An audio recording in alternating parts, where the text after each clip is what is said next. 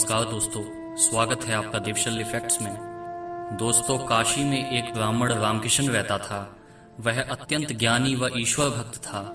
उसकी पत्नी भी बेहद सुशील, पतिव्रता व सदाचारिणी थी।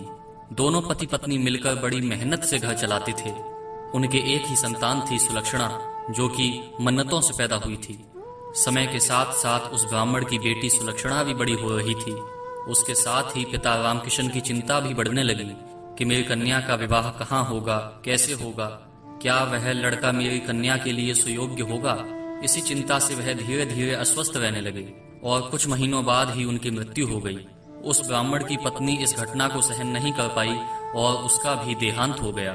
दोनों माता पिता इकलौती बेटी को बेसहारा छोड़कर इस संसार से चले गए। सुलक्षणा बहुत दुखी व व्याकुल रहने लगी। वह सोचने लगी कि इस संसार में अब मेरा कोई नहीं है, अब मैं अनाथ हो चुकी हूँ। माता पिता ने भी मेरा किसी से विवाह नहीं करा पाया, अब मैं किसके सहारे जीऊंगी। यदि मैंने स्वेच्छा से किसी का वर्ण कर भी लिया तो भी यदि वह कुलीन, गुणवान, सुशील न हुआ तो भी उससे क्या लाभ होगा।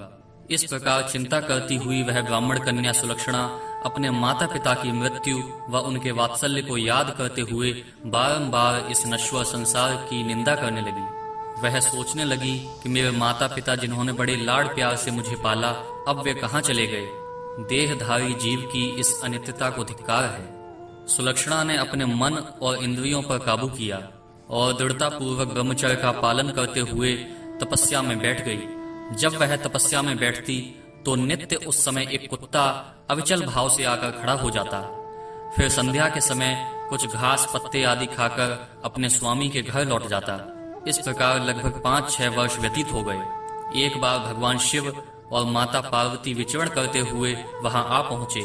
उन्होंने ठूंठ पेड़ की भांति अत्यंत दुर्बल सुलक्षणा को अविचल भाव से तपस्या में लीन देखा। तब माता पार्वती ने भगवान शिव से कहा कि यह कन्या बंधु बांधवों से हीन है, आप इसे वरदान देकर धन्य कीजिए। तब महादेव ने उस ब्राह्मण कन्या से कहा कि उत्तम धर्म का पालन करने वाली हे सुलक्षणा, आंखें खोलो, मैं तुम पर बहुत प्रसन्न हूँ, इसलिए अब तुम कोई वरदान मांगो। महादेव की अमृत वाणी सुनकर सुलक्षणा ने आंखें खोली तो देखा कि सामने भगवान शिव व माता पार्वती खड़ी हैं। दोनों को सुलक्षणा ने हाथ जोड़कर प्रणाम किया।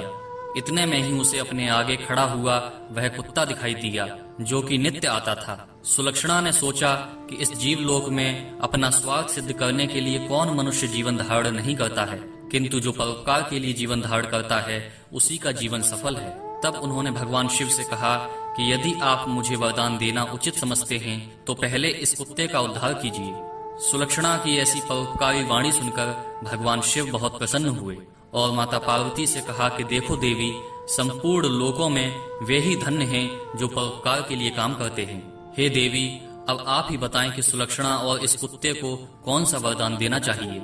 माता ने कहा कि यह कन्या बाल ब्रह्मचारिणी है, इसलिए मेरी इच्छा है कि ये दिव्य देह धारण करके मेरे साथ शिवलोक में निवास करे और यह कुत्ता यहीं काशी नरेश के यहाँ पुत्र बनकर जन्म ले और उत्तम भोगों का उपभोग करके अंत में परम मोक्ष को प्राप्त हो।